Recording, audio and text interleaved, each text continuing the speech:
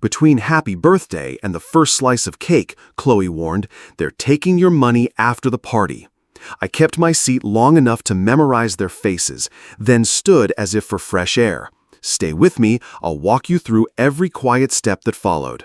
Chloe's hair carried the sugar sweet of vanilla frosting, and there was a little sparkle dust on her cheek that caught the living room light. Her fingers were small and cold around mine, steady in a way a child shouldn't have to be.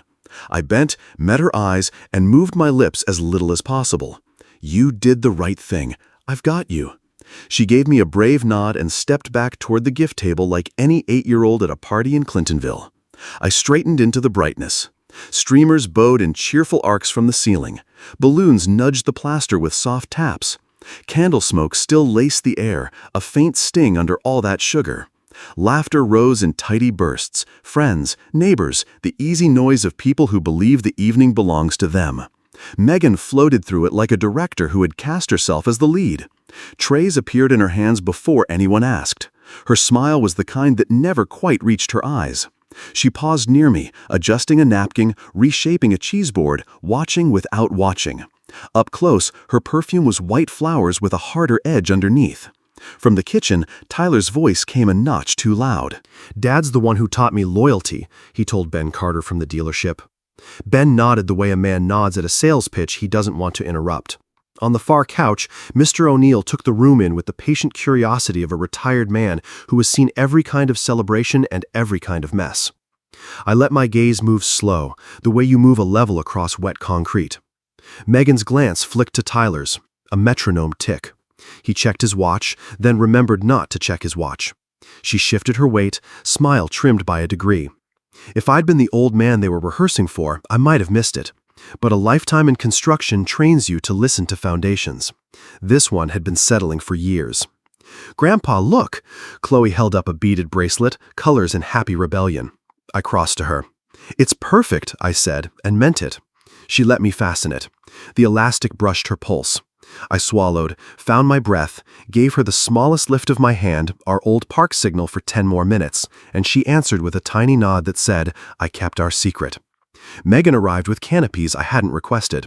"Frank, you must try these." "Your taste is so refined," sunshine voice, weather eyes.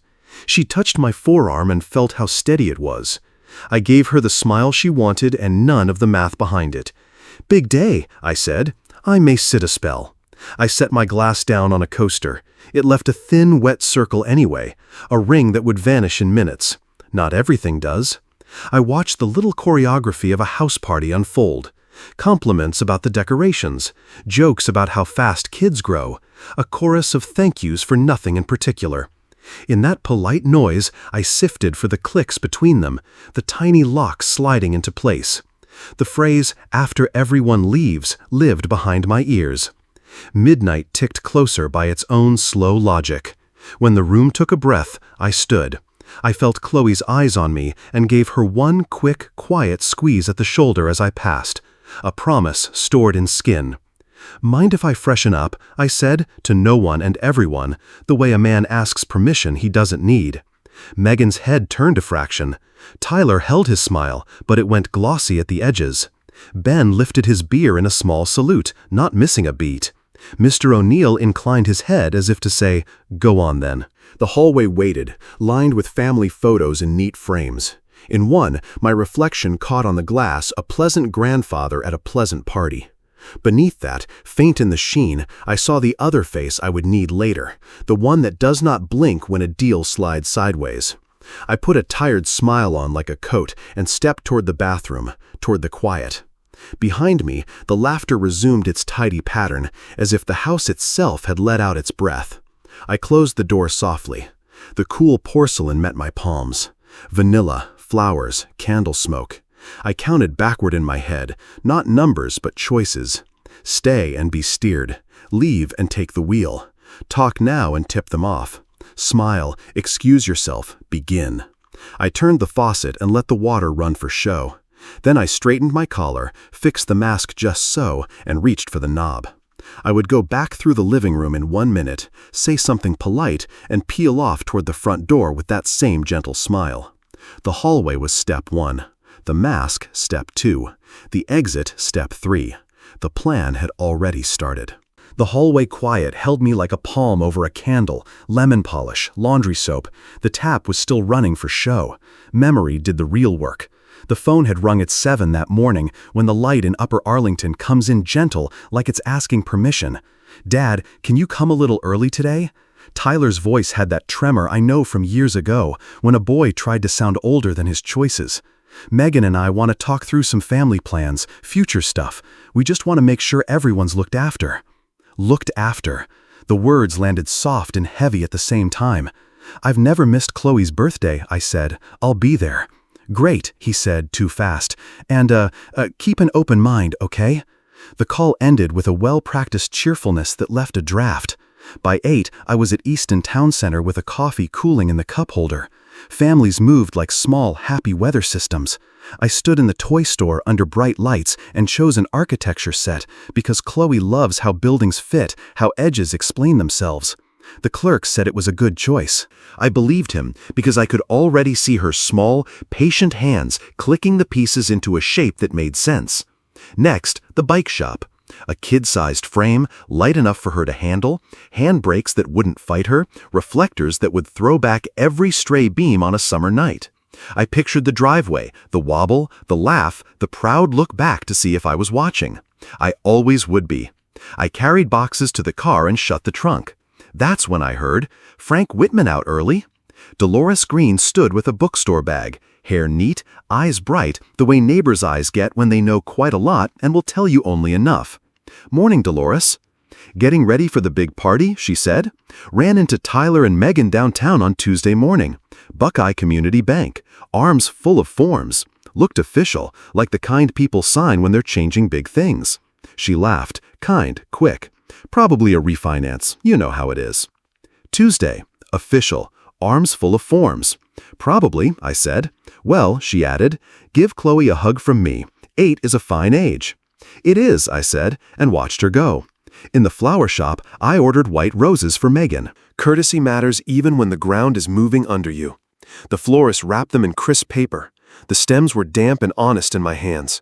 Driving home, I counted the last 3 years without meaning to. The months when "just this once" became "since you helped last time," and that became "we knew you'd understand." Repairs that multiplied, school bills that arrived 2 at a time.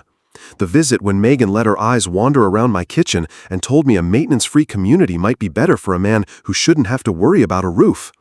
A suggestion is sometimes only a suggestion. Sometimes it's a report from the Scouts. Ellie's photo hangs above my desk, the one where she is wearing the red scarf and daring the Ohio winter to try her. I heard her the way I have learned to hear her without sound, with certainty. Check the footing before you raise the walls. She always said it about houses. It works for people. By noon, the trunk was full and the plan was to be just a grandfather at just a party. I wrapped the gifts at my kitchen table, and when I tied the ribbon, the phone vibrated again. Tyler. "Just a reminder, Dad," he said. "We'll chat a bit before the guests leave. It'll be quick." "All right," I said. "I'll be there on time." On time meant 2 in the afternoon on a quiet street in Clintonville. Streamers in the windows, balloons against the ceiling, Megan's hostess smile waiting at the door, Chloe's joy doing its best. It all looked lovely until an 8-year-old told the truth. In the hallway now, with the faucet running and the mirror fogging slightly, I laid the pieces out in my head. The early call, the looked after phrasing, Dolores and the bank on Tuesday, the roses in my car because manners are not a strategy, but they are a choice, and Chloe's mouth at my ear, steady and brave. I shut off the water. The house breathed. The mask of pleasant fatigue was where I had left it, right within reach. I picked it up and tried it on one more time. Time to step back under the lights and watch them closer one more pass through the room before I chose my exit. I stepped back into the living room and let the noise take me in. I kept the easy smile of a tired grandfather and found a spot near the coffee table. Megan moved through the room in hostess mode. Napkins straightened, glasses refilled, names remembered. Each time she passed Tyler, her hand brushed his sleeve. Each time, his jaw tightened, then reset. Ben Carter called over from the pass-through. "Frank, Tyler says you taught him everything at Price Construction. Steady hand." "Check the footing. Decide slow. Move fast," I said. Ben laughed and drifted away. Tyler raised his voice a notch. Dad knows loyalty. We take care of our own. His eyes flicked from me to the hallway and back to Megan. The flick wasn't big. The worry behind it was. Mr. O'Neill stepped closer. Families are strange boats, he said mildly, best when nobody rocks them. Or when someone fixes a leak before anyone notices, I said. He nodded and left it there. Across the room, Chloe helped a smaller kid with ribbon and tape. She gave me a quick check without turning her head. I touched my watch band. She answered with a small nod. 10 minutes. Megan appeared with a plate. Frank, please, try these. I took one bite, set the rest down. Good. You look a little pale, she said softly. Headache? A bit. I'll sit. She angled away and found Tyler's eyes. A small nod passed between them. Pace adjusted. I sat and let the room level out. Music, low. Voices, friendly. No need to read more than what people gave away for free. Tyler made a slow loop, greeting guests he didn't need to greet. He stopped near me and bent as if to share a joke. Feeling okay, Dad? Party's beautiful, I said. You did well. Thanks. Megan worked hard. We've got a little family thing after folks head out. Won't take long. Of course, I said. I won't keep you. He blinked, unsure why that didn't land. Chloe came by with a paper crown. You forgot this. I set it on my head. We both smiled for show. She skipped back to her friends. Ben shifted to talk interest rates with a man who didn't care. Mr. O'Neill asked a freckled girl about cupcakes. Small, normal pieces clicked into place. The off-center piece stayed where it was. Megan circled again.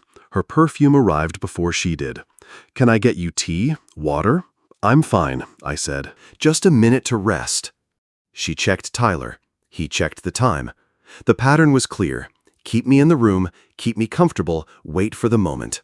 I stood. The movement registered in the few who were tracking me. Tyler's hand found a chair back. Knuckles paled. Megan took 3 small steps without looking like she had moved. I think I'll get a bit of fresh air, I said to the room, casual as weather. A phone buzzed in Megan's clutch. She didn't open it. Her eyes cut to the bag and back to me. The smile went a degree too bright. I lifted the paper crown, set it beside the untouched squares on the table, and kept the mild smile on my face. Then Tyler looked to Megan, and Megan gave him the smallest cue, go, now. That look was enough. Decision set. I would leave early, on my feet, on my terms. I think I'll head home, I said, calm as a weather report. This headache isn't getting kinder. The room went careful. Megan reached me in 3 steps. Frank, at least sit. We have coffee, tea. Tyler, get the... I'm fine, I said, half-turned, just tired. Ben Carter lifted his bottle. Get some rest, sir. Mr. O'Neill's brows sheltered his eyes. He saw more than he'd say. Dad, Tyler said, sliding between me and the door, grin tight, remember that quick family thing? Time-sensitive. Tomorrow, I said. I want to be fully present. Megan's smile tightened. It's best if we cover it tonight. People are available. You know how schedules are. Tomorrow, I repeated. I'll come early. We'll have the house to ourselves. For a breath, they forgot to perform. Tyler's jaw worked. Megan's knuckles whitened. Then the smiles returned. Chloe appeared beside me, holding a beaded bracelet. Do you want this? You keep it, I said, fastening it around her wrist. It suits you. I kissed her head. Everything will be all right, I whispered. Her fingers squeezed mine. Okay, she breathed. I crossed the room like a man leaving early because he's old and allowed. Thank you, I told the guests. Lovely party. Ben winked. Mr. O'Neill tipped his cup. At the threshold, Tyler's hand landed on my shoulder heavier than needed. Just an hour, please. I saw a fear that wasn't only greed.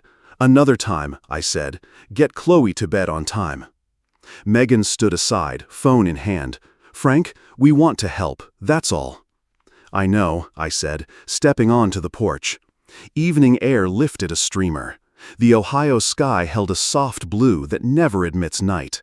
My Mercedes waited at the curb. I walked the short path, feeling the grit underfoot. Behind me, voices blended into party sounds.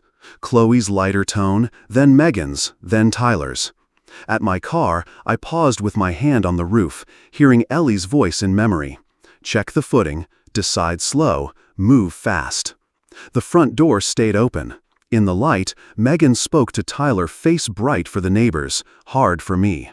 The paper crown I'd left sat on the coffee table, tilted just enough to be honest. I slid into the seat, leather welcoming. My hand on the wheel felt right.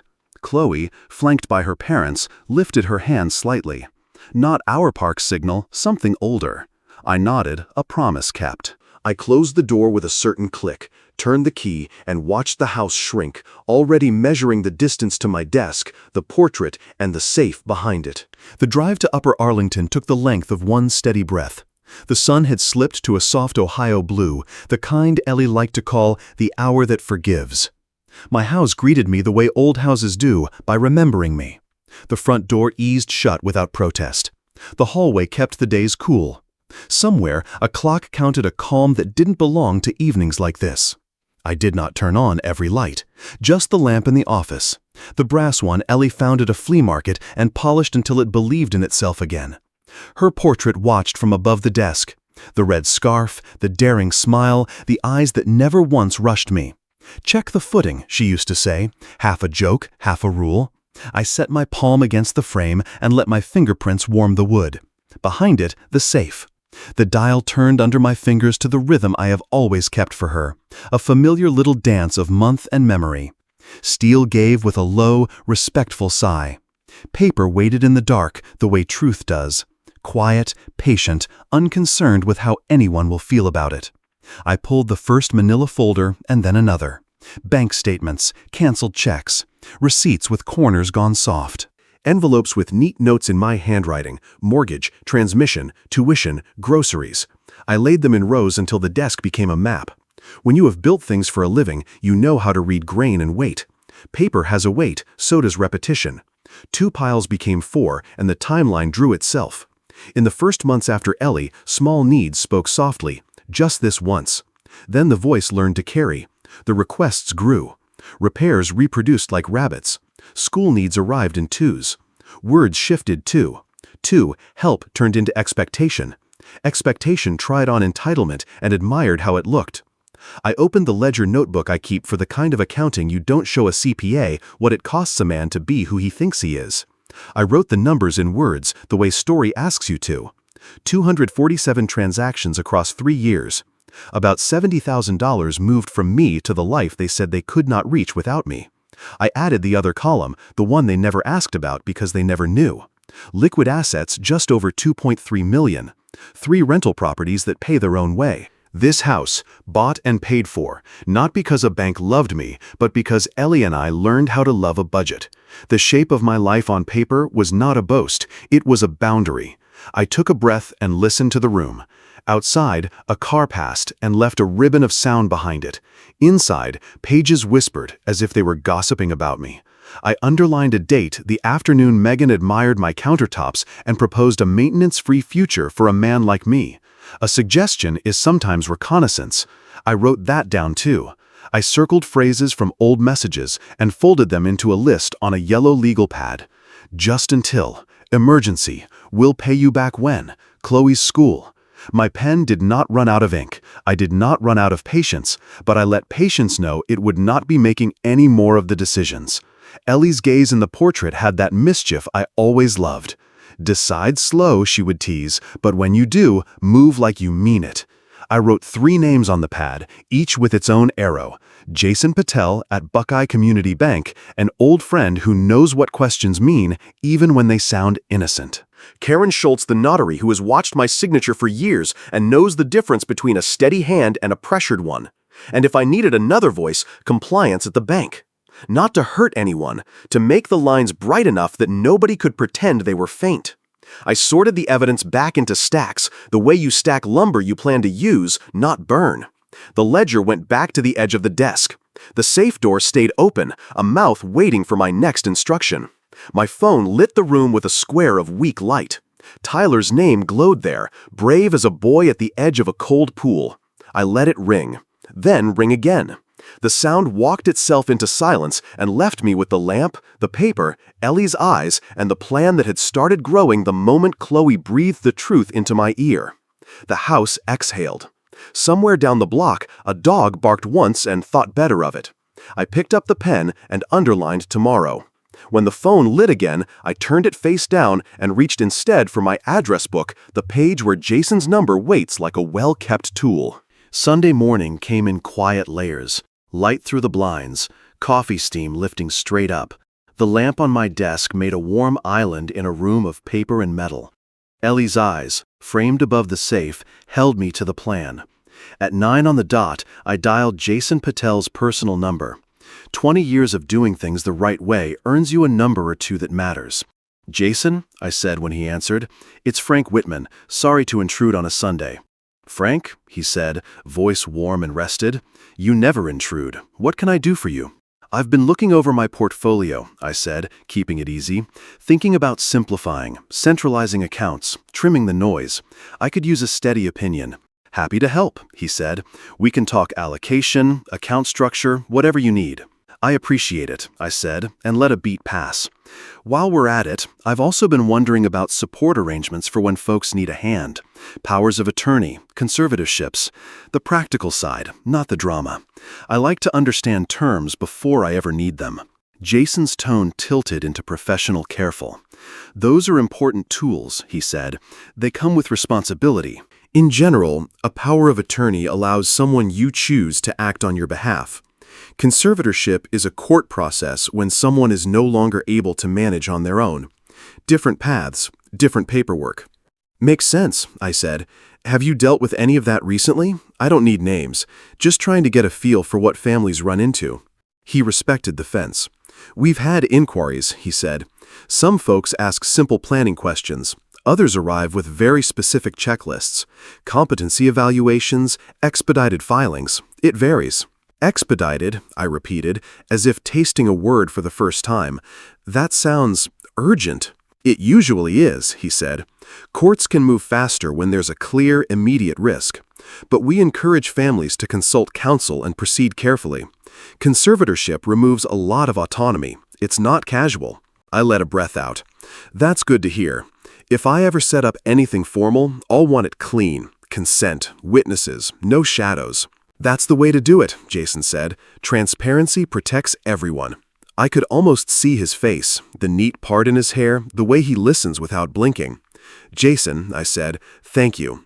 Maybe we schedule a review this week. I'll bring statements, you bring that calm you charge for." He laughed. "Deal. Monday late morning?" "Perfect," I said. "And one more thing. If I have a notary present for some personal documents, is there any best practice I should mind?" "Make sure no one is under pressure," he said. "Notary will check ID, witness a willing signature, and keep a journal. If a notary suspects coercion, they decline. That's the safeguard." "That's the word I was looking for," I said. "Safeguard." We said our goodbyes. I set the phone down where the brass lamp made a small halo around it. The room felt steadier for having facts instead of guesses. It didn't last long. The screen lit again. Tyler. I let it buzz twice, then answered with a little rasp I'd practiced in the mirror. "Son?" "Dad," he said, relief rushing the word. "How are you feeling? You left early last night. Megan and I were worried." "Oh," I said, letting my voice drift a little. "I've had these headaches. Hard to keep things straight. I didn't want to be, what's the word, rude." "You weren't rude," he said quickly. "Maybe we should take you to urgent care, just to be safe." "That's thoughtful," I said. "Everything seems complicated lately. Bills, appointments, forms." I let the last words sit between us like a plate I might drop. There was a tiny silence, the kind you can see if you've learned where to look. "Dad," he said, softening his tone, "we can help with that. We actually have some papers ready that would make things easier. No pressure, just support." "Papers?" I repeated, as if trying the sound. "Would that mean I don't have to worry so much?" "Exactly," he said. "It just lets us handle the boring stuff so you can rest." "That sounds nice," I said. "But my head is foggy. I wouldn't want to sign anything wrong." "We can come over," he said. "We'll explain. If it doesn't feel right, we won't do it today." "That would be kind," I said. "Come by in an hour. I'll make coffee. I might need to lie down midway." "An hour," he said, too fast. "We'll bring everything." When we hung up, the house seemed to nod. The lamp hummed. Ellie's red scarf in the portrait caught a touch of sun and looked exactly like resolve. I set out 3 cups on the coffee table, mine, and 2 for people who prefer their help official. Beside them, I placed a clean pad of paper and a pen that writes on the first touch. Not for signatures, for notes. Then I walked to the hall mirror and practiced the slower version of myself. A small wrinkle at the brow, a hand that takes an extra second to find a pocket. The kind of confusion that invites care and witnesses. When their car turned onto my street, I straightened the cups by a fraction and left the front door unlocked, the better to welcome a leather portfolio into my living room. They came in on a draft of spring air, Megan first, leather portfolio tucked like a diploma under her arm. Tyler followed with a careful smile and the habit of rubbing the back of his neck when he thinks too hard. "I made coffee," I said, pointing to the cups. "Help yourselves." "Thank you," Frank said, voice smooth, eyes scanning the room the way a person checks a stage before a scene. She set the portfolio on the coffee table and opened it with both hands, reverent as a hymn. Inside, the papers were clipped in neat stacks, edges square, yellow flags blooming along the margins, sign here, initial here, date. "These are just to make things easier," she said, laying 3 sheets out and turning them toward me. "A general power of attorney financial, so we can help with banking, bills, all the boring parts. This one is medical, in case you're ever too tired to make a decision. Nothing dramatic, just a backup system." "Backup," I repeated, touching the corner of a page as if testing fabric. The paper was heavy, the kind you buy to feel official. "What does this one do again?" I pointed at a block of text dense as drywall. "It allows us to act on your behalf," she said, "with the patience people use for a child learning a board game. Only when needed. We'd never do anything without telling you." Her smile was soft focus. Her perfume, white flowers and a bite of something sharper, settled into the room. Tyler set a cup near my hand. "Dad, it's just so you don't have to fuss with forms. We'll handle things and keep you in the loop." I picked up the first sheet. The words were familiar from a lifetime of reading contracts. Authority, access, transfer, manage, convey. The yellow flags winked. Across the top margin, a highlighter line glowed as if the sentence itself were raising a hand. Full power to endorse, deposit, withdraw? "I used to understand these better," I said, rubbing my temple like a man trying to pull a thought into focus. "It's been hard to keep things straight." I let the sentence trail, let the air carry it for me. "That's exactly why we're here," Megan said, tapping the pen against her thumb with a rhythm you could set a metronome by. "This doesn't change ownership, it just lets us help. We're family." I nodded as if that solved something. "If I sign, do I still decide where my money goes?" "Of course," she said instantly. "We'll just execute your wishes more efficiently." The pen stilled. "Frank, it would really give us peace of mind to have this in place right away." Tyler shifted, the couch cushions sighing under him. "We can always revoke it, Dad, if you don't like it." I lifted a page and watched the light slide across it. "Do these need witnesses?" "Notary," Megan said quickly. "I actually know someone at the UPS store who—" "No rush," Tyler cut in, too fast, then glanced at her. "I mean, we can find a notary anytime." "We could sign today," she said, smoothing the paper flat. "Have it notarized tomorrow. The important part is your signature." I set the sheet down and let my hand miss the edge of the table by an inch before finding it again. "My head isn't up to speed today," I said, keeping my eyes on the yellow flags so she could see how close I was to the yes she needed. "I don't want to sign the wrong line." "Or the right one for the wrong reason." "Frank," Megan said, softer now, leaning in like a nurse with a warm blanket, "what reason could be wrong about family taking care of family?" "None I can think of," I answered, and gave her the smile that belongs on a greeting card. "Still, I'd like to sleep on it. If I read these tonight, slowly, tomorrow I'll be clear. We could do it first thing. 10, perhaps, with a notary here so everything is proper." Tyler exhaled, relief and nerves mixing in one breath. "That works," he said. "We'll come back in the morning." Megan hesitated. I watched her eyes measure the room again, the cups, the lamp, my steady hand. The pen tapped once, then stopped. "All right," she said finally, arranging the pages into a squared stack again. She slid them back out a moment later.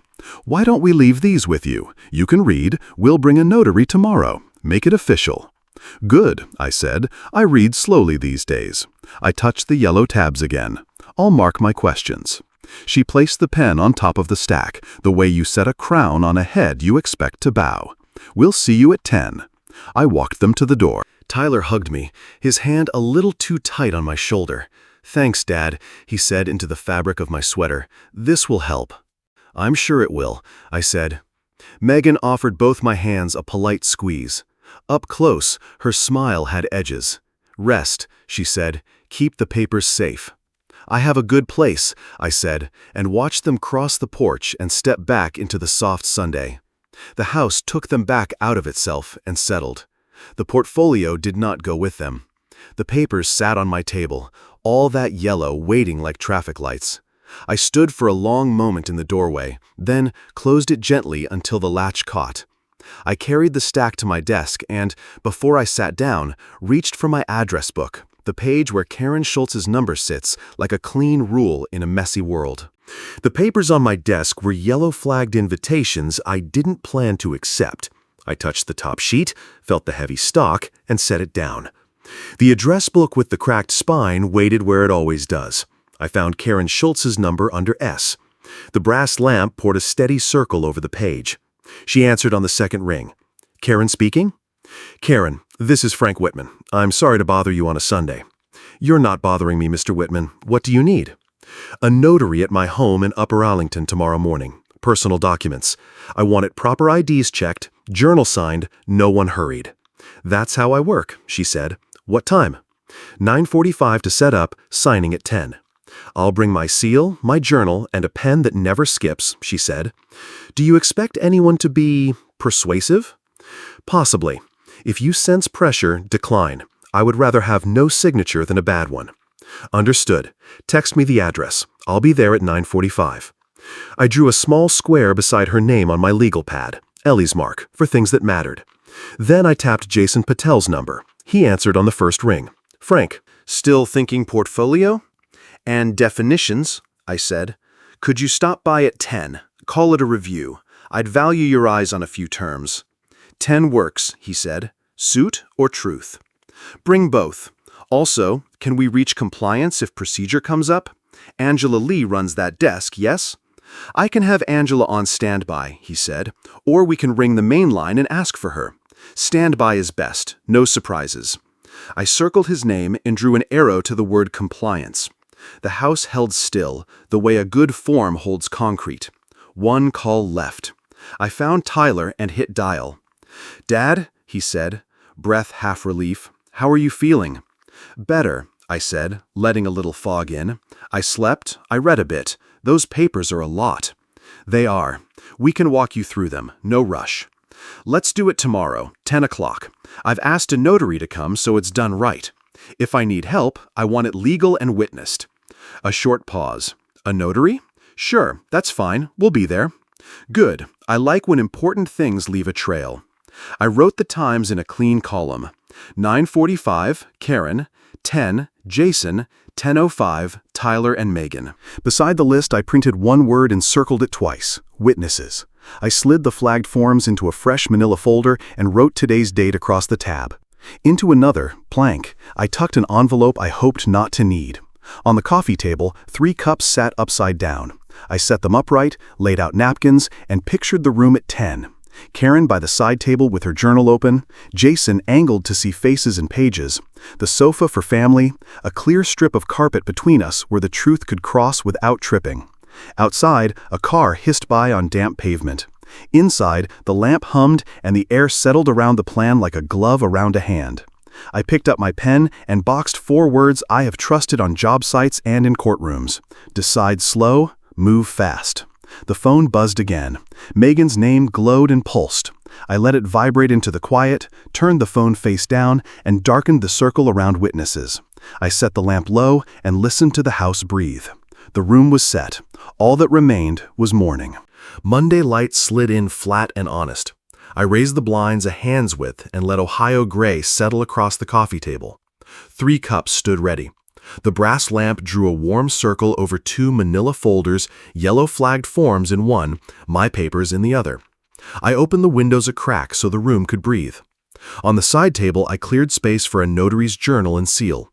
The wall clock ticked each second into place like nails set to depth. Coffee hissed in the kitchen. I carried a carafe back and left it within reach.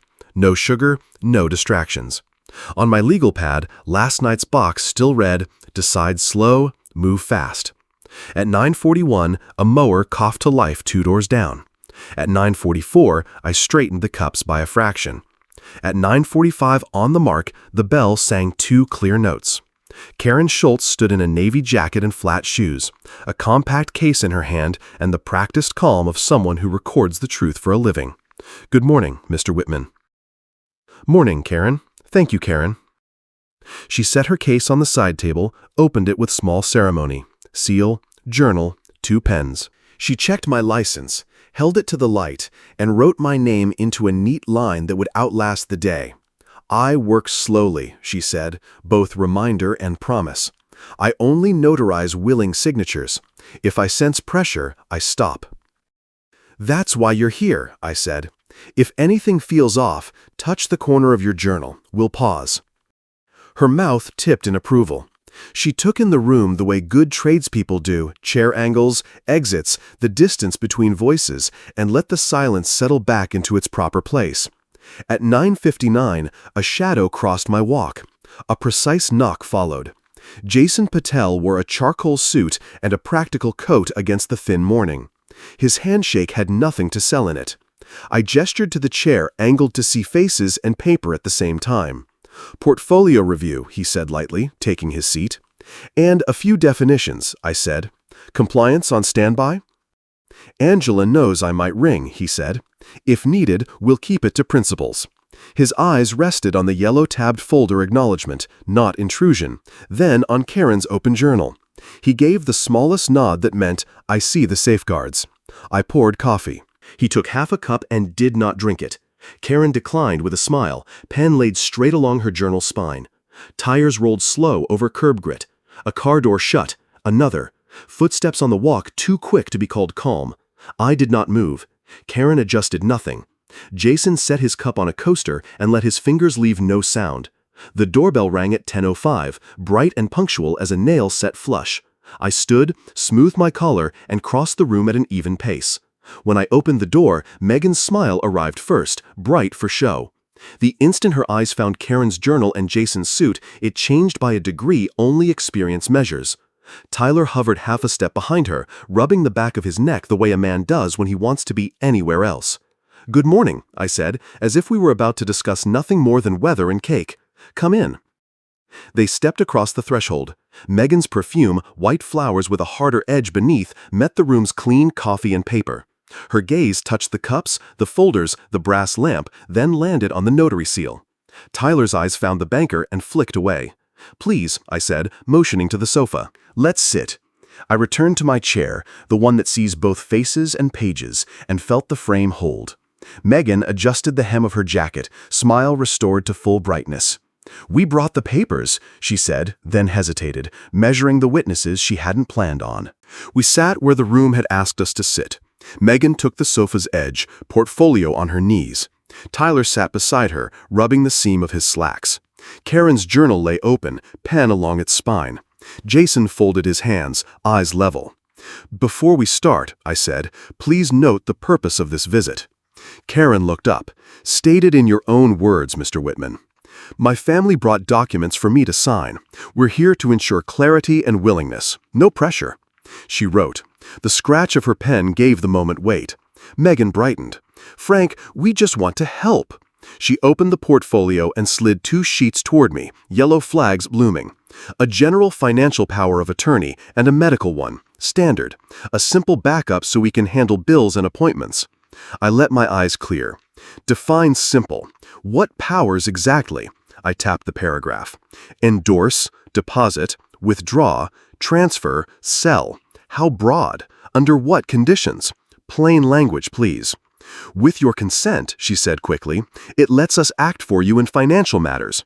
We'd never do anything without telling you. Tyler tried gentle. Dad, it's flexible. You can revoke it. Good, I said. Then there's no reason to rush. I set the mask aside. Also, we should be plain about other terms in the air. Conservatorship, competency, expedited filings. Color drained from Tyler's face, then crept back. Megan's grip tightened on the portfolio. No one is talking about courts, she said. We're talking convenience. We could sign now and notarize later. We will not sign now, I said. We will understand now. Frank, she softened, you left the party early. You said you were struggling to keep things straight. We're taking care of you. Taking care looks like this, I said, nodding at Karen's journal. Witnesses, clarity, time, not a pen hovering over flags. Tyler cleared his throat. We brought these because we're worried. I appreciate worry, I said. I'm also aware of your Tuesday morning at Buckeye Community Bank. Arms full of forms, serious faces. If you are asking me to delegate authority, we'll discuss exactly what you intend to do with it. Silence drew tight. I turned to Jason. For the record, define the difference between a power of attorney and a conservatorship. In general, he said, steady, a power of attorney is voluntary. You choose someone to act for you, and you can revoke it while competent. Conservatorship is court-ordered when a person is found unable to manage. It removes a great deal of autonomy. Courts may move faster in emergencies, but it's never casual. Karen's pen moved. Megan tried a new angle. Our finances are private. They are, I said. That's why Jason will speak only to principals, not people, and why Karen will notarize only a willing signature. I slid the POA stack an inch away and pulled my own folder closer. One more point before we go further, I said. If a bank hears questions about expedited conservatorship for an elder who appears lucid and oriented, what do compliance principles say about urgency and risk generally? Jason nodded, drawing a careful breath. I opened my palm to invite his answer, and the room leaned toward his first word. Jason nodded once, slow and sure. As a principle, he said, expedited conservatorship is for clear and immediate risk assets in danger, a person truly unable to manage, imminent harm. It requires medical opinions, supporting documentation, and a court order. It is not a convenience tool. Karen's pen moved, steady as a resting heartbeat. From a process view, Jason went on, red flags include unusual urgency, a third party coordinating documents, pre-tabbed forms, and pressure to sign. Best practice is independent witnesses, a neutral notary, and time to consider. Megan's smile softened. That's not our situation, Frank. I understand, I said, eyes still on Jason. What does compliance say? Jason set his cup down. We can ask the principal's line. He glanced to me for permission. I nodded. He tapped speaker. Angela Lee, a clear, even voice answered. Angela, Jason said, a principal's question. When a family asks about expedited conservatorship for an older adult who appears lucid, what does compliance recommend? As a rule, Angela said, expedited is an exception, only for urgent, demonstrated danger. The bank remains neutral. We do not judge capacity. We always recommend independent legal counsel and avoiding any hint of coercion. Red flags, urgency without cause, family arriving with a complete packet, instructions to sign quickly, and lack of neutral witnesses. Best practice, notarize in place. Allow the person to read and understand, and if there is doubt, stop. Karen paused her pen for a breath, letting the words land, then wrote them down. Tyler stared at his hands. Megan kept the smile, but calculation showed at the edges. Thank you, Angela, Jason said. We needed general principles. I'll add, Angela said, conservatorship is never for convenience. It is a heavy remedy. The call ended. The room stood square, like a frame checked with a good level. Good, I said, placing a brick where it belonged. I slid their POA stack an inch away from me and pulled my own folder closer to the center. Before we discuss your documents, I said, we're going to review a few of mine. I opened the cover. The first page showed a number written out in bold words, 247, and a column of dates running down the page like a road we were about to walk. I turned the page so they could see the first entries and watched the color change in the room. I rotated the folder so the pages faced them. The first column was dates. The second, memo lines in my handwriting. The third, amounts. Mortgage, transmission, tuition, groceries. At the start, the numbers were small and polite. Just this once. A month later, they learned to speak up. Emergency. By winter, they arrived 2 at a time. Chloe's school. You understand.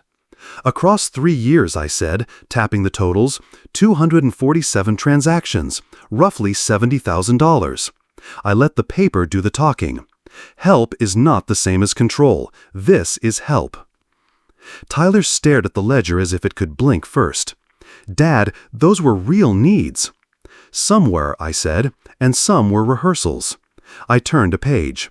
The day you admired my countertops and suggested a maintenance-free community for me, that wasn't concern, that was scouting.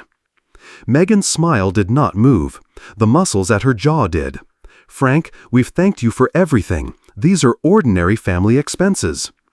Ordinary does not require secrecy at a bank on Tuesday morning, I said, or vocabulary like competency and expedited. I slid the POA stack an inch farther from me. I will not sign these today. Karen's pen paused, then continued, recording the sentence in the same steady hand she'd used for every other fact. Jason set his cup down without drinking. The room stayed level. I flipped to the last sheet, 2 lines written in block letters. This house is paid for. There are liquid assets a little over $2.3 million and 3 rentals that pay their way.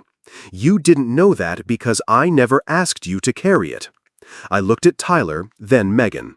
But I will not be carried, either. Megan tried to soften the ground. We only wanted a backup, Frank. You wanted access, I said, even and plain. Here is what we will do instead. I reached for a second folder and placed it in the center of the table. Karen, I have documents of my own, an updated will, and an educational trust for Chloe. You'll notarize those.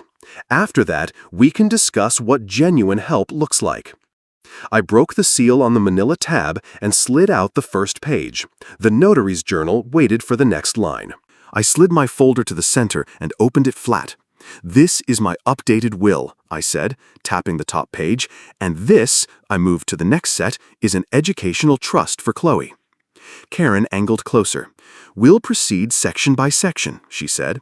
You may initial each clause you understand. Plain language, I told the room, no mystery. I read aloud the first paragraph. Grantor, Frank Whitman. Beneficiary, Chloe Whitman.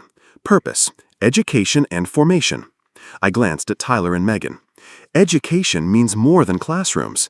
It means a future she chooses. We moved through the terms.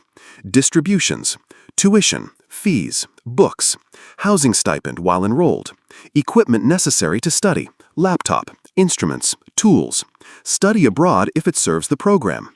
Vocational training counts the same as college. If she chooses veterinary school, it qualifies.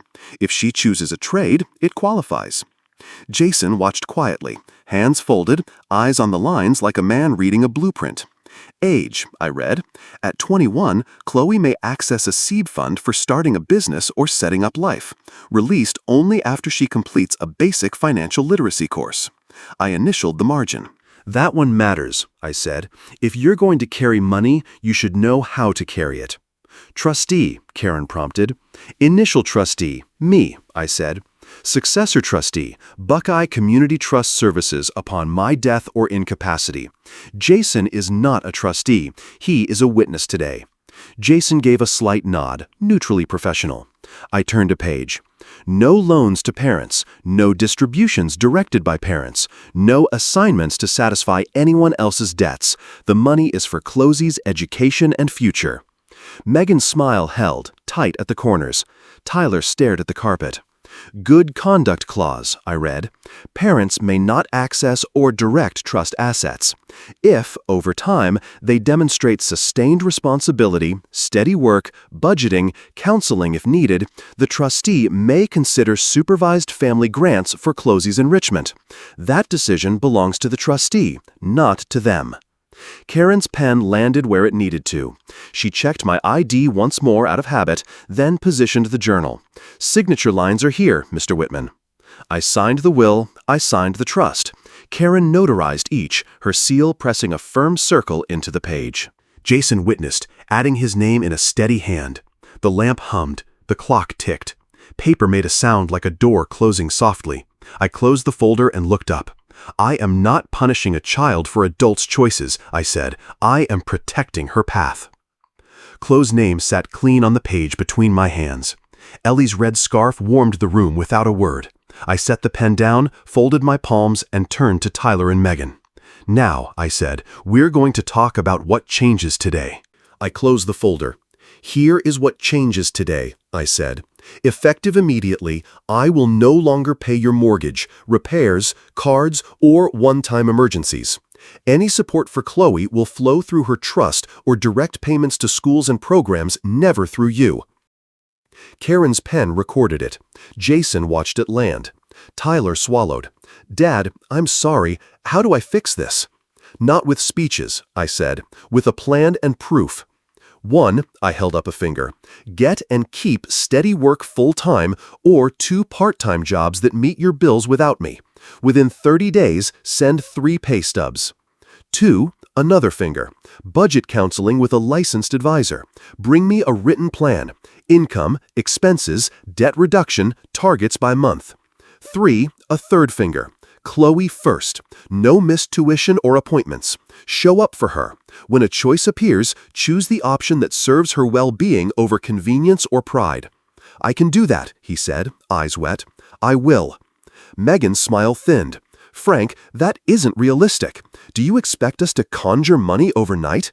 I expect adults to live with what they earn, I said. You will not ask me for cash. If Chloe needs something beyond ordinary support, you will request it from the trustee in writing. The answer may be no. So we're cut off, she said. You are, I said evenly. Chloe is not. The trust exists so her future is not hostage to your choices. If we do all this, Tyler asked, then what? In 12 months, I said, if you meet the marks, steady employment, a clean, working budget, on-time bills, no new debt spirals, I will consider supervised support for Chloe's enrichment. Consider, not promise. Any estate discussion is off the table until then. Megan set her jaw. And if we think that's unfair? You're free to think anything, I said. You're not free to use me as Plan B. I turned to Karen. Please note, any future assistance, if any, will be in kind or via trustee, not cash. Karen wrote. Paper made its small, permanent sound. Tyler looked up. Thank you for not giving up on me. I'm giving you a lane, I said. Whether you drive in it is up to you. Megan exhaled. We'll see. I folded my hands. Words are cheap, I said. Show me. The next 12 months will speak louder than any apology. By late morning, the house was empty. The chairs kept their angles. The lamp hummed. I gathered the signed pages, slid them into a new folder, and returned the yellow-flagged stack to its manila sleeve. Karen's seal impressions cooled on the table like moons. I walked each document to the office, scanned them PDF, labeled and dated them, then locked the originals in the safe behind Ellie's portrait. Steel turned, settled, and held. Outside, the street had its ordinary face. Mr. O'Neill paused at the curb with his recycling bin and lifted 2 fingers in a salute. Dolores crossed with a bookstore bag, offered a small, knowing smile, then let the moment pass. In neighborhoods like ours, people read foundations by sound. They don't need gossip when the frame stands square. Back at the desk, I called my attorney. We reviewed the will and trust titles, then I sent the encrypted files and arranged a courier for the hard copies. Redundant backups, he said. Always, I said. I saved one more copy to a secure drive and slipped it into the fireproof box. The house exhaled. Sun found the brass lamp.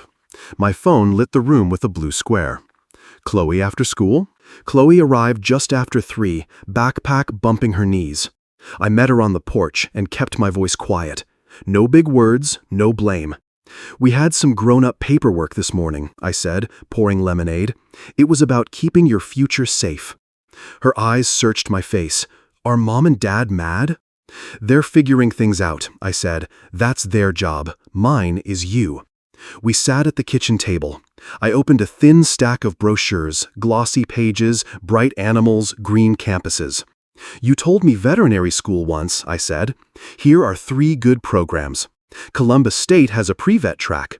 Ohio State has a path to the big stuff. There are scholarships. The trust will cover the rest. She traced a picture of a golden retriever with one finger. It's real, she whispered. As real as the roses out back, I said. We carried the lemonade to the garden. Ellie's roses were opening, soft pink, stubborn and brave. I showed Chloe how to pinch a faded bloom to make room for the next. In the shade, we clicked 2 Lego bricks together, just because it felt right to build something simple. You'll help me apply? She asked. Every step, I said. The smile that came wasn't polite. It belonged to her. We sat on the porch while the evening cooled.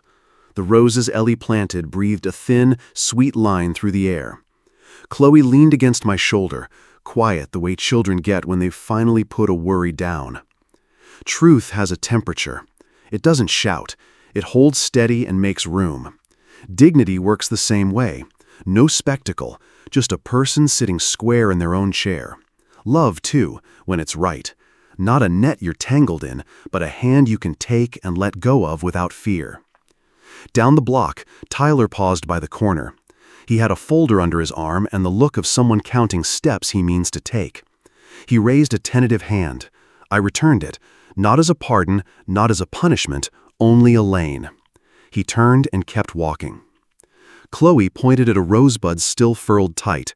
That one's late, she said. Some promises bloom slow, I said. They still bloom. We listened to the small noises of an ordinary street. A screen door, a bike bell, the soft clink when ice settles in a glass. I told Chloe we'd start her school list this weekend, one form at a time. She nodded, content to let tomorrow arrive on its own feet. Betrayal does not define you, how you rise does. Stories like these remind us, don't let bitterness block the light of God. He knows you deserve respect, and He will bring the right people into your life at the right time. Hold on to your faith, keep your heart clean, and walk forward with your head high. If a moment here felt true, leave a line below and walk with me a little farther in the next story.